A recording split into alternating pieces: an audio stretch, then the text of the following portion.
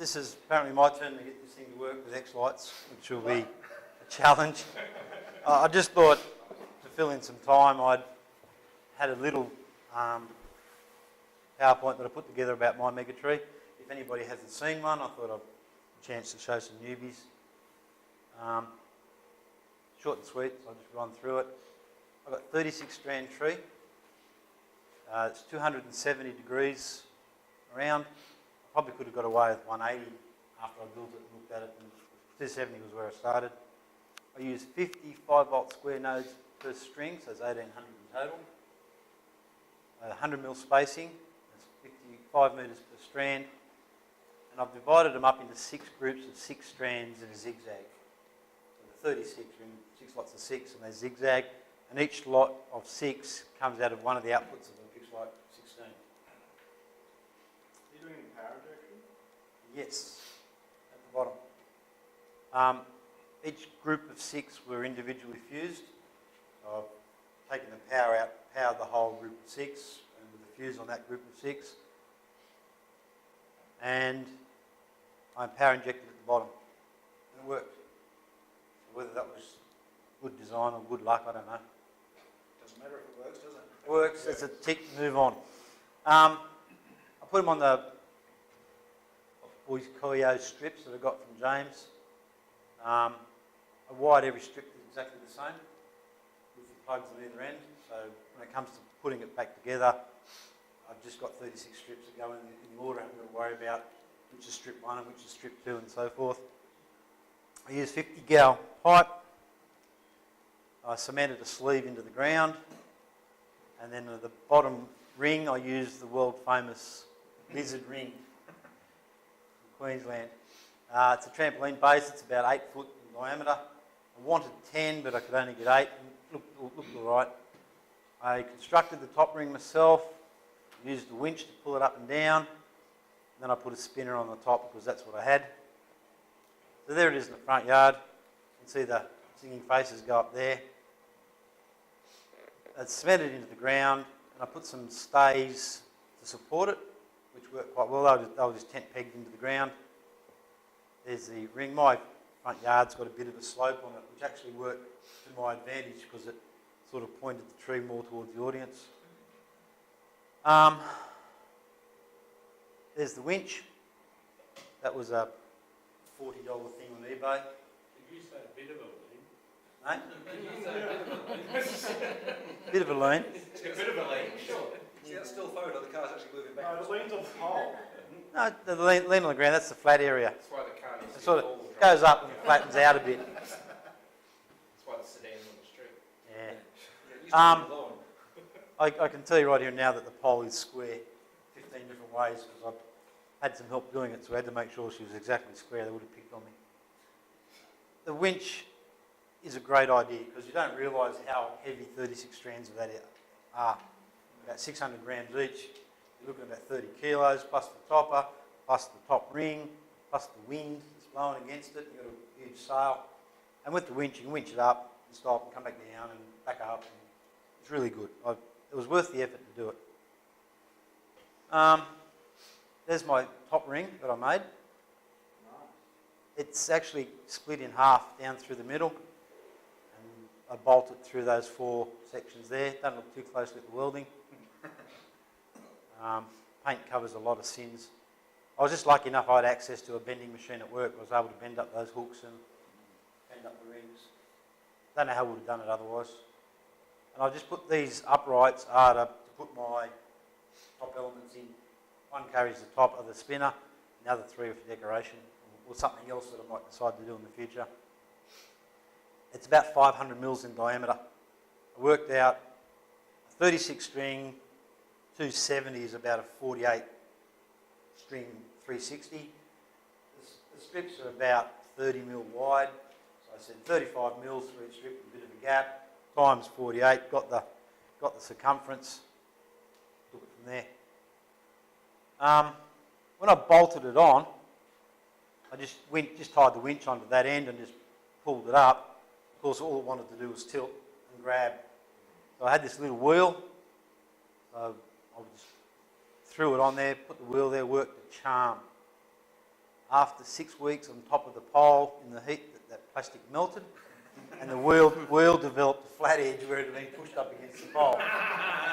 So coming down, it didn't want to wheel, but you can't beat gravity. She come down. I might put a steel wheel there next year. I'm even thinking about putting a separate lift, having 2 wires and lifting from both sides. That remains to be seen. And of course, I'm pulling on the edge that hasn't got the strands, so immediately I've got the load on the other side, so that's not helping as well. Have you thought about just making the sleeve a bit longer? It wanted to grab as well. Yeah, everything wanted to be horrible. But that's with the strands attached. I don't think I had a decent photo of them going up. And of course, the day that I put it up, it was blowing a slight breeze, and I started tying my strands to the bottom, and it turned into a sail and wanted to lift the trampoline and take it with it. It's surprising how smart you can be after the fact. I had it pegged down with tent pegs, just ripped them out of the ground, so I've come back with some star pickets. It just hasn't moved since. The way that I tied them to the ring, because I didn't know where they would be, so I couldn't go drilling holes and putting hooks and so forth, I just used shock cord, which gave me a suspension so that wind could get them moving around. And as you said, with the slope, these ones over here are a bit longer than these ones on the side. Worked well. It allowed me to move them around, to space them out all nice and neat. My OCD, so it had to be all straight and perfect. The other thing I did, I made some little spaces. You can see there, it's a little bit of aluminium that I've cut square, drilled some holes in it, just to reinforce the end rings. Once again, I was lucky to have access to a guillotine where I could slice them up. Just as an aside, if anybody needs it, I've got a 3D print design for that to do it in ABS. Yeah, I love it. Yeah. This is one of these smart ideas. You think, I'll just get a bit of aluminium and I'll cut it and I'll put it in there and that'll make it nice and strong. And you think, great, and you make one, yes, that works. Then you've got 36 strands, one each end, 5 holes in each one of them. You've got 3mm holes and a 10mm hole. Suddenly you've got days of work just drilling out little square things. And you've got to, anyway. Which is why I printed them. I want a printer. That's the control box with the PIC 16 in there. And Hot box. And the fuses, I actually had fuses that were the in-rail mounted fuses, and I couldn't get fuses to go in them because they were 20mm fuses or 16mm and they wouldn't fit. I had to race down to Supercheap and buy these things and retrofit them. The 2 power supplies, that was the 5-volt supply, 600 watt. It drew 108 amps full white, or thereabouts. I never got the chance to measure it. And the spinner on the top was 12 volts. So I put a 12 volt and a 5 volt in the door. And I've got some photos of it. Once again, these are very, very poor because this is all I had.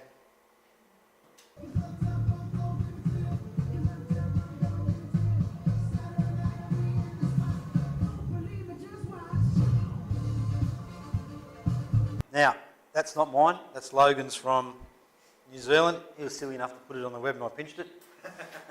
You notice too that they had the spiral going around. That's my teleporter, so he's teleporting in.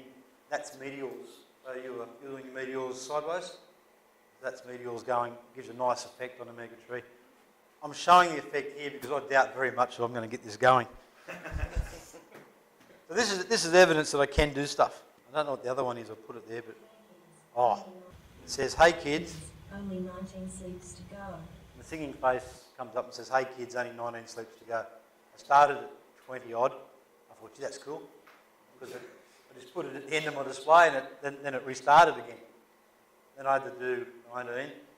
Then I had to do 18. And I'm thinking, what have I done?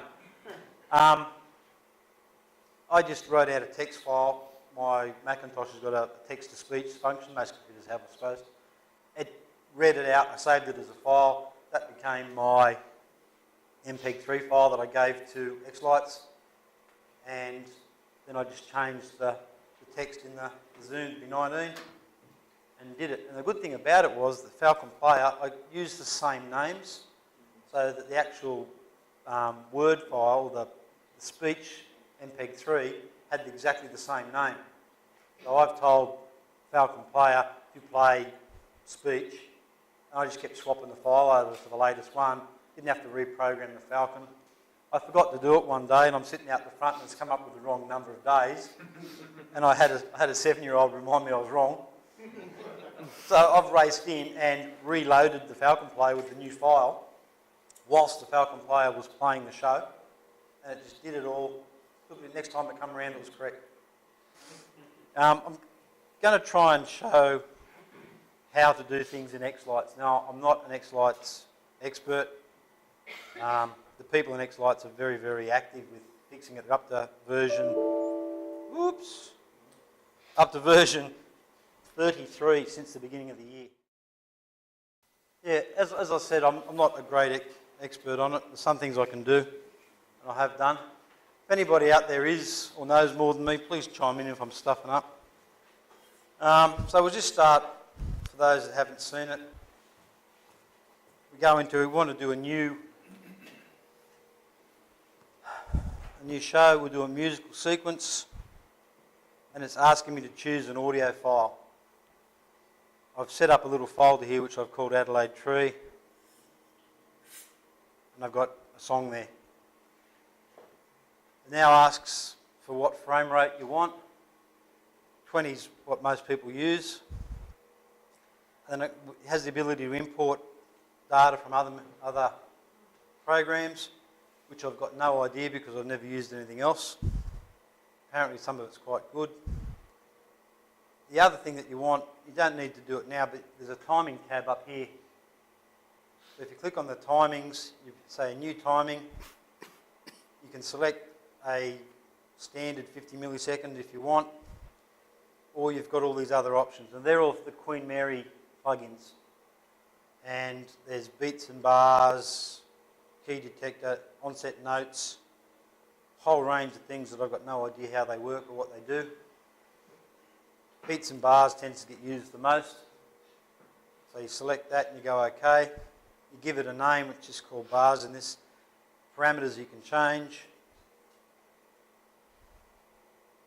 Pulls the song in, checks it all out, and that'll do for now. And we're in. I've got the house preview sitting there. It's, once again, doesn't like being on a single laptop. So to set up from scratch, you go into setup. The first thing you've got to look at is whereabouts you're going to store all your files. And you just have a folder. I've got the Adelaide tree there, so I'm going to use that. Put all my files in.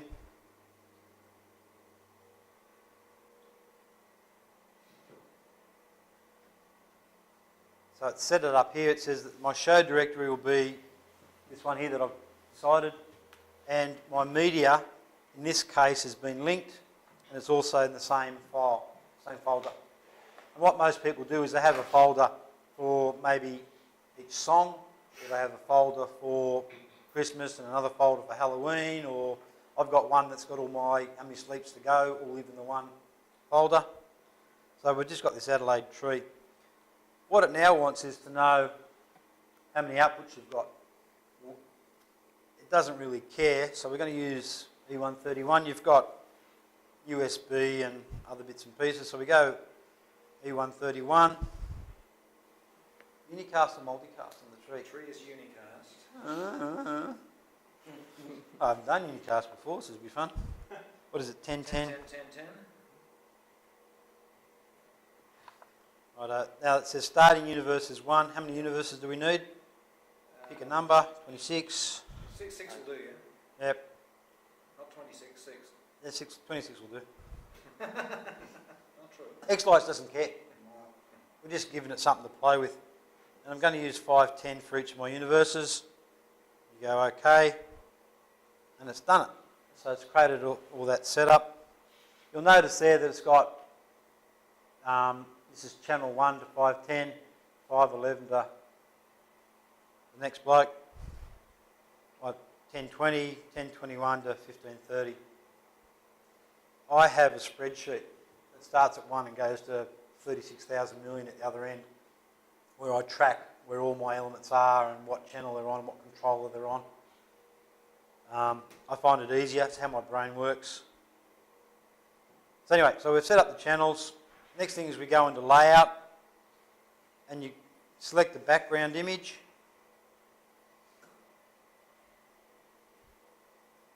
No, it doesn't want to play. Anyway, so we're going to put an element, we're going to put a mega tree on. There's a group of predetermined elements across here that we can use, or models. xLight uses the word model. So there's my tree. And I can put my tree on the page somewhere, move it around. Over here on the left, it says what kind of tree is it. It's a round tree. There's options, flat, round, ribbon. How many degrees is it? 270. 270.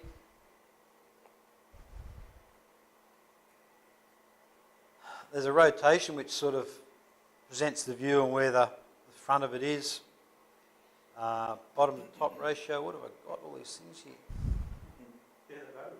Yeah, they keep adding stuff. Number of strings. How many strings do we have? You've zigzagged them. Well, physically, 16. 24, because they're connected 4 at a time, so you've got 6 sets of up, down, on each of the outlets of the P12. Righto. I'm guessing you've got 6, sorry. So we've got 6 lots of strings. How many lights?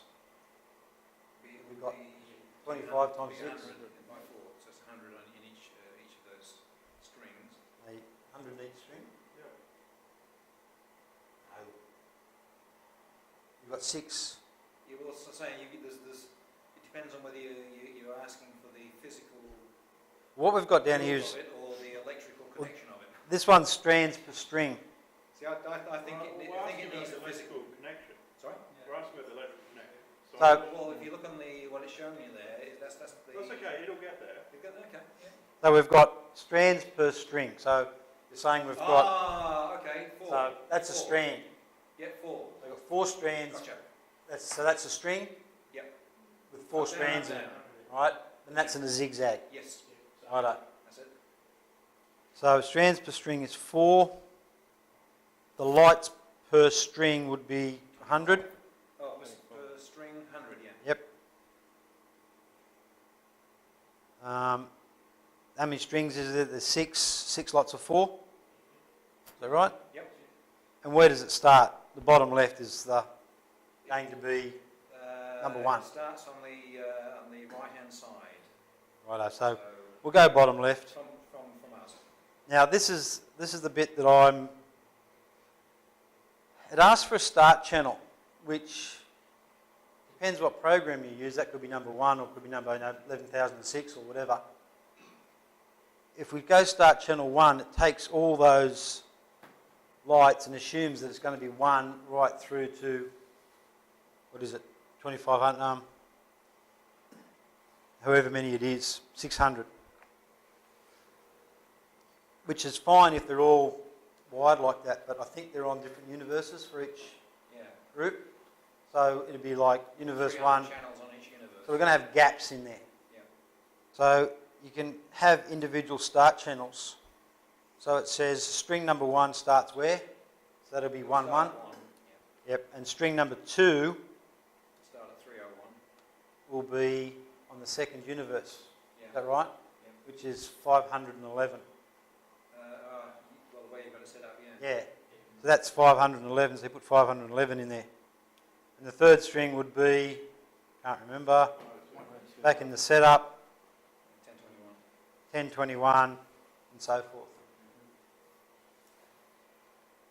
With the number of channels there on the controller, and as you said, 300 and that. Yeah. If you Automatically auto-fill all that, wouldn't it? Yeah. It gets back to how you hardwire them. My mega tree, they're all one after the other. So I've just started at 1 and just gone through to where it finishes up. And I've just had each one of that group is on a output of the controller. So I've told the controller, you've got 600 channels, you've got 600 channels and so forth. Everything depends on how you build it, how you hardwire it, and how you tell the controller how it works as you come back in to do it. But with xLights, at this stage of the game, xLight don't care. We're just playing. If you want to play with xLights, we're programming it. We've got it there. I could have made that 300. That would have fixed it up. Yeah. That would have made it more convenient for this particular Yes. arrangement, but as you say, it doesn't Yeah. actually matter. But you can come in and change it, I believe. I can change that. You can make that 300. And see how it's changed it there. Yeah. And you can do that during the. You haven't got to do it at the front. It's not set in stone. That might be an easier way to do it. Yeah. Well, if you do that for the first 6 universes, then everything should just flow on to the next. Shh. Turn that down.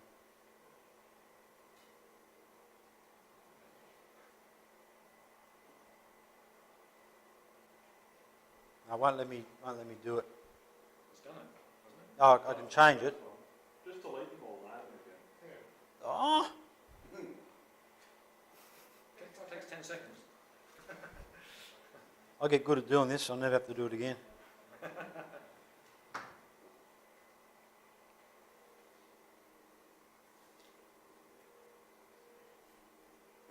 So there it is. That's all been done. Now when you go back into your layout, you can go starting channel 1 back up here, turn that off. That should handle it. You've also got faces where you can put faces in it by using the files. This treats it as a matrix. Hopefully that works. So there's the tree. You can move it around. You can grab the corners. Do whatever you want on your picture to make it look pretty. Down the bottom it says in my display, and you've got it turned on. So that means you'll see it on your layout screen. What you can do, I don't know about Vixen and other programs, is that you can describe the same model differently. I've got a spinner. I've described it as a straight string. I've described it as a custom model, as a spinner, and I've described it as concentric circles, so 8 circles on each other. So I've got 3 different ways of describing that spinner. On my display, I only display one of those 3. But when it comes to programming, I've got the 3 there, and effects work differently depending upon which one of those descriptions I put it on. So a chase that's applied to a string looks different than a chase that's applied to the circles, for example. And so I don't need 3 spinners on my display. I'll add an arch. Have a spinner, you've got one. Is it plugged in? Yeah. Well, we don't have a spinner pre-built model. Where's the horizontal matrix? You reckon? Depends how wide, I suppose. I don't know. Well, matrix will work. I mean, it won't show up the same on the preview, but it'll work.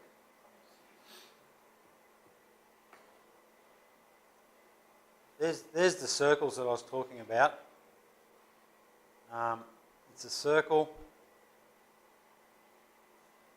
I'm getting out of my depth here, I'm afraid. I might kill that. That might be a silly idea to demonstrate.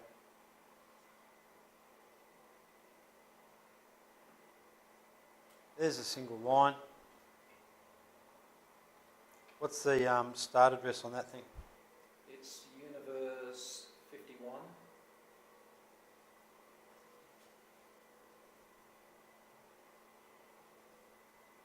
Still 10, 10, 10, 10? That's 10, 10, 10. It's 221.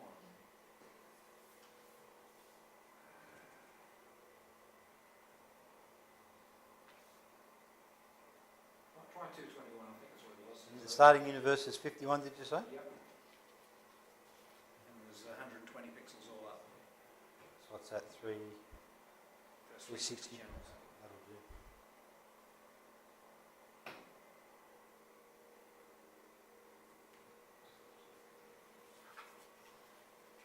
So that should be channel 3001.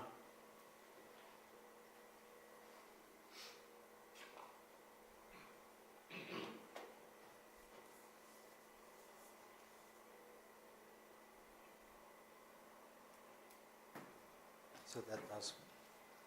What you can do in xLights is that once you've got your models developed and on your display, you can create a model group, and you might have one that's called front yard or roof or left or right or trees or arches, whatever you want to call it. So we can call this the left side of the house perhaps.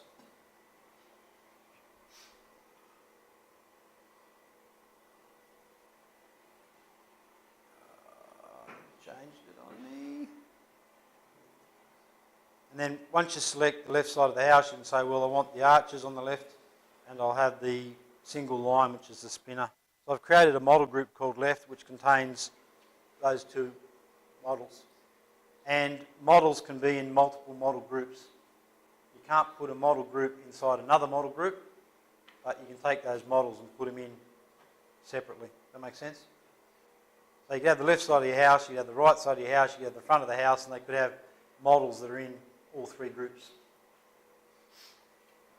Then you go into the sequencer. So there's the song at the top, much like Vixen.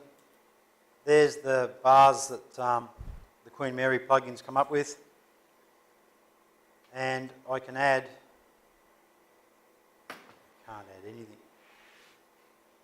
There's a list of all my elements that I've created. They are gone. So I'm going to add a single line. I'm going to add the tree. I won't worry, and I can add the, I won't worry about the, add the left. Leave the arches out.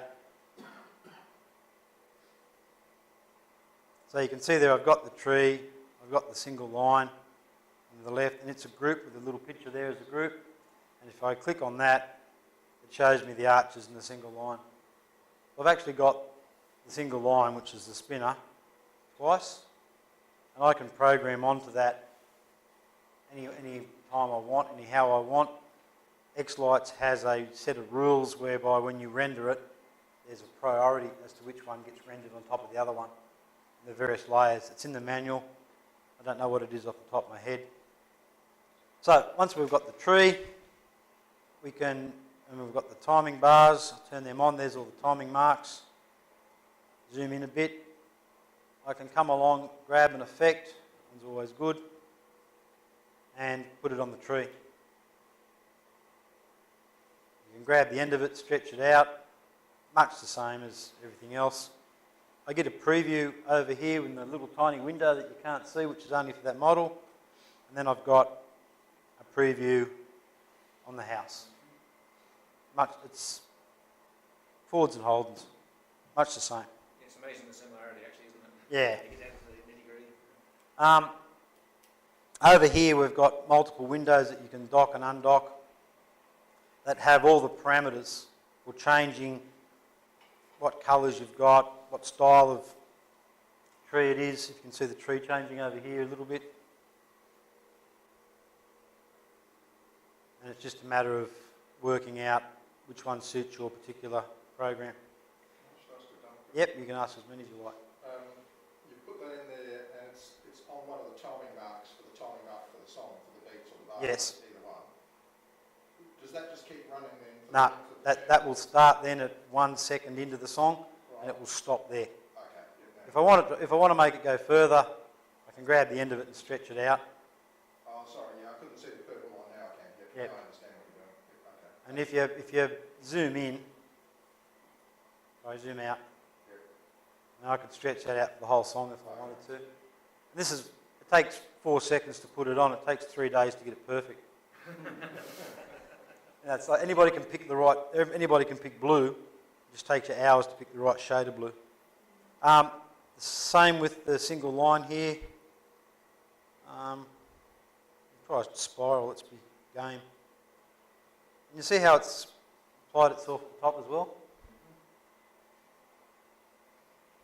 Because I actually applied it as part of the left group. Let's delete that.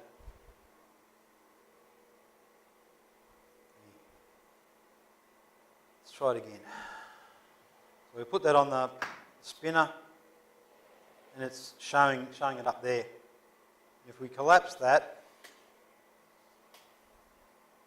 I might pick something else, pinwheel perhaps, and I put that on all my groups.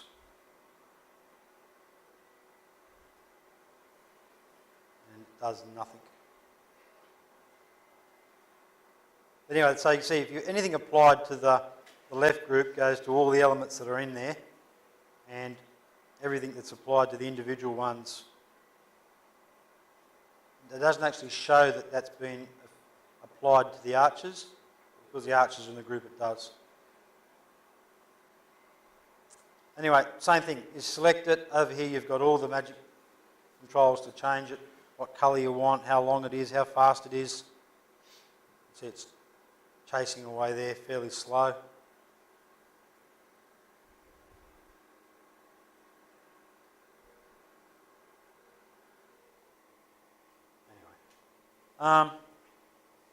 Yeah, that's it, basically. Now to make it go, turn the output on.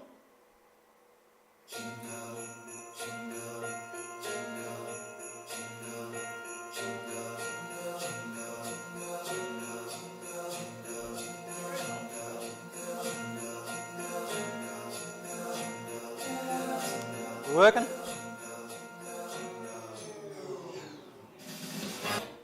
And the rest of the program is just a matter of grabbing whatever options that you've got and dropping it on.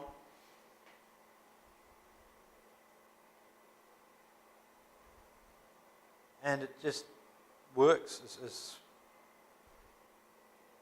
And as I said, most of the time, like anything, it's just sitting down and getting it just right and adjusting the timing. Some of the things that are new in xLights that are very clever is you can import movies straight into it. She'll do the conversion and play them onto the... Anybody that's done it before, you used to have to run it through a program. What was it called? FFmpeg, which cut it up into slices. Then you'd import the slices. Well, xLight will slice it for you now. It's got scrubbing, I believe, which Keith added the other day, where you can scrub the songs. You can play the audio at various speeds so you can get your timing marks just right. Don't know what else. Any questions? The way my brain works is that I just fired up xLights and I just created bogus things, much like I've done here, a bit more thought. And I just played with it. I just grabbed effects and dropped them on and see what it looked like and changed the speeds, and that works, that doesn't work. I just played. I didn't have a model built. It had nothing. I was just fiddling around with it. Create random effects, your friend. That's cheating though. Look, 1 out of 20 are awesome. Where is it? I don't use it. You right click in Here it is. So you don't have to select it first. So you select it, then you go create random effects. We'll play it. See what it does.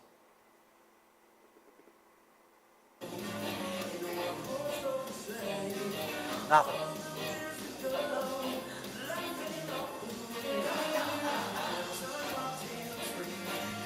Tree, see that? I thought I dropped that on the tree. You put both on the spinner. I couldn't work out why it wasn't going. Must be time to go home.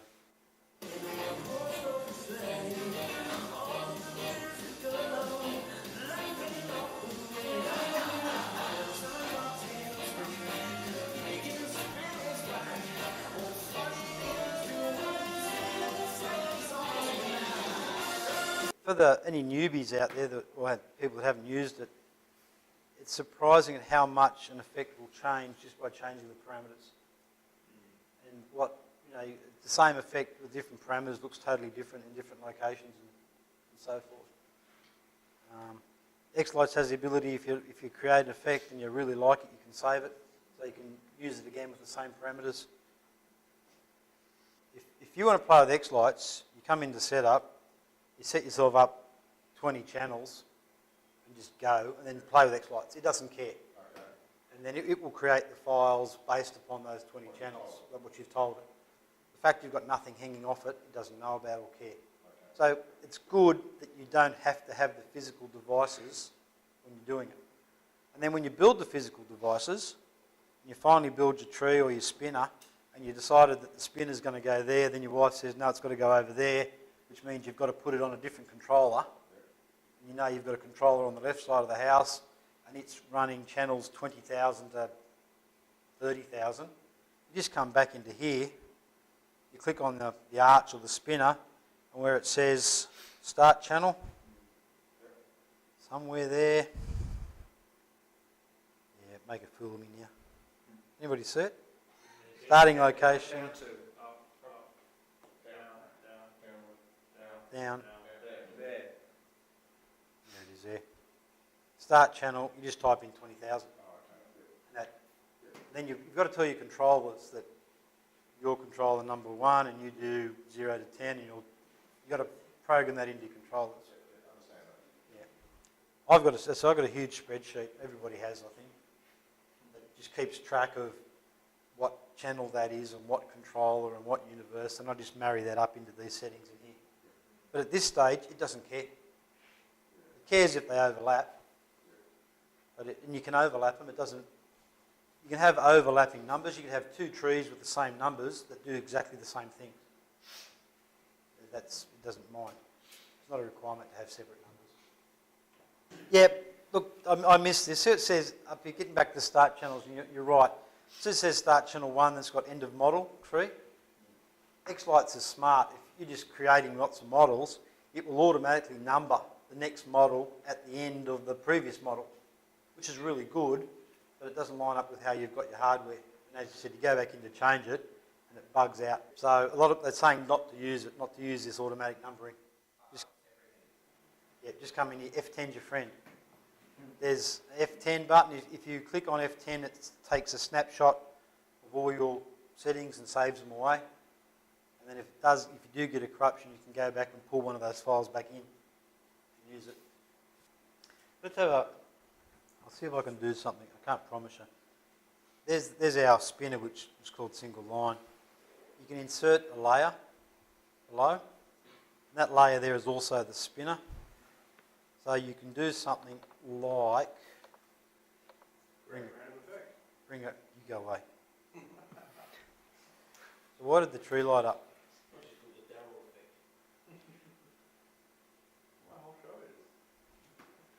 Because you've got your effect for the tree.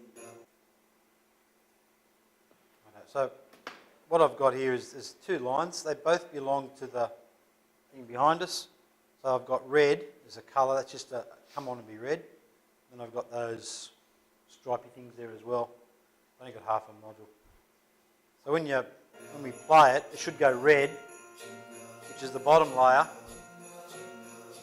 And then the other effect should come in on top of the red. And you can keep adding layers. So as said, somebody added 512 layers or something just to test it. With my singing faces, I had one layer that was the colour of the face, and the other layer was the mouth that moved, so that the layers overlaid each other. Up here is another button that's called render, and it also renders on save. And you usually give it a render when you do stuff like this to force it to calculate which colours. There is an order on which colour has preferences when you have multiple layers, or which effect has preferences. So the bottom one goes down and up. There's 2 different ways. Models have effects. It's in the manual. Read it, try it, press it, look at it. Don't like it, try something else. I don't have anything other than pixels. But if you say you brought in another string, and over here you can say nodes per string, and it'd be 1, wouldn't it? Is anybody familiar with this? Yeah, 1. Yep. So now that treats that as So all. the whole thing is get treated as one line. Yep. Yep, okay. But isn't there another setting to say that it's not RGB? There is. I'm just trying to work string properties. There it is. There it is there. So you can work out what it is. Single colour. Oh, okay. Can you do that? That's only for, yeah. So you, This is showing what's on the yeah. So if you've got a string of 20 lights and they're all just standard one colour, So we've created the string of 20 lights there, and then we've told it that it's just a single colour in the string properties.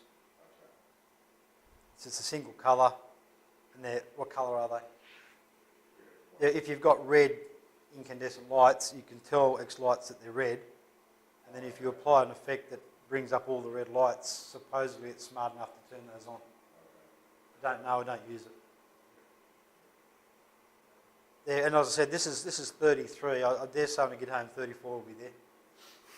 And they've done some really smart stuff that I haven't caught up with.